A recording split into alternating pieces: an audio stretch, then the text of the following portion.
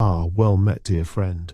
It doth fill mine heart with delight to speak unto thee of a most wondrous marvel, that mine humble plays, those trifling entertainments writ for the rough boards of London, should take wing unto the grand opera houses, set aloft in noble cities cross the world.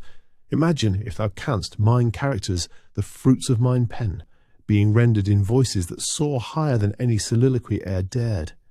Prithee, bear with me, and let us ponder some most curious transmutations of mine words into music's sweetest strains. Macbeth, that dark tale of boundless ambition, hath moved the heart of the Italian Verdi. With his art, he hath made mine twisted thane to sing of blood and betrayal in ways both strange and fearsome to mine ear. I hear tell Verdi conjured a Lady Macbeth most dread and fearsome, who doth with voice of fire and fury cast off her virtue as one casts aside a cloak. Ay, forsooth, music hath power beyond words to reveal the mind's very torment, and in Verdi's Macbeth the sounds of ambition's poison doth curdle the blood and thicken the night. Now to a Midsummer Night's Dream, though Purcell, that skilled composer, hath taken but a likeness thereof in his masque, the Fairy Queen. Ay, he hath woven mine merry mortals and mischief-mongering sprites into a masque most fantastical. Therein doth Oberon, Titania, and their train of fairies flit and gambol cross a stage transformed, where mortals speak not, but sing their every thought in music strange and otherworldly. Ay, 'tis a curious joy to hear Puck's tricks made melody, and lovers' quarrels rendered as music most ethereal. My dream made flesh through his delicate airs, and now hear of Wagner, a German bard who looked upon mine measure for measure and set it upon Sicilian shores. Das Liebeswort, he named it, a title bold in meaning, yet strange to mine ear, signifying, as 'tis told, the ban on love. This Wagner, they say, is bold of spirit, and he hath fashioned a tale of freedom wherein mine characters rise and revel gainst laws strict and stern. His music is as a tempest wild, bearing naught of quiet modesty, but ever fain to stir and shout in rebellion. 'Tis another manner entire from mine, yet such is the way of opera, transforming all in its path. Then there is Othello, mine tragedy of a noble Moor, betrayed by jealousy's viperous sting. Herein hath two composers laboured, first Rossini and then Verdi. Rossini, he of the light and nimble melodies, did frame mine story in gentle airs, yet beneath the surface there doth lurk a shadow, the whisper of envy and betrayal. Then cometh Verdi, who with fire and fury did cast forth a storm upon that selfsame tale.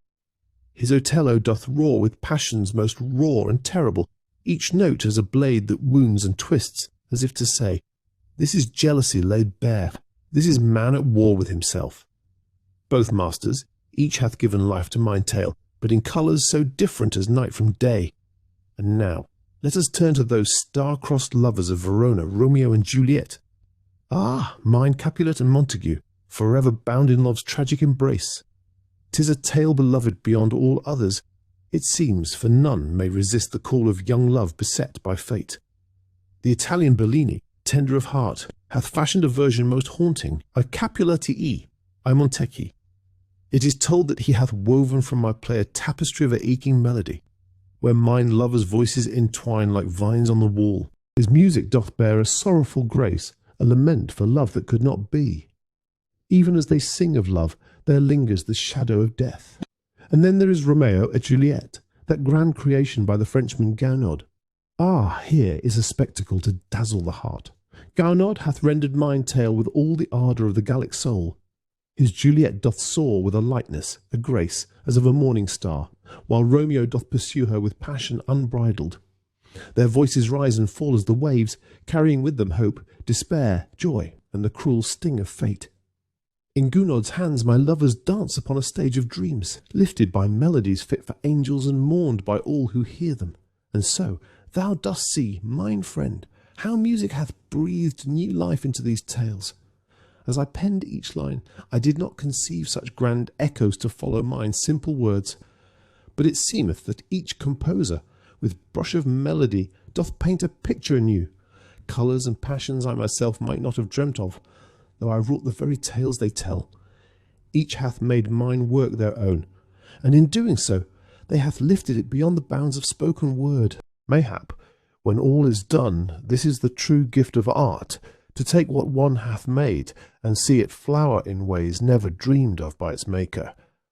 I, friend, I may have writ these plays, but 'tis these masters of melody who have lifted them unto the heavens.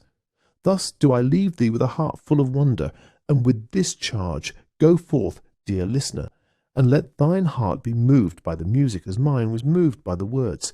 Mayhap, like I, thou shalt find a new love for these tales of love, of ambition, madness, and fate. And remember, music can transport you to the most magical places if you just let it.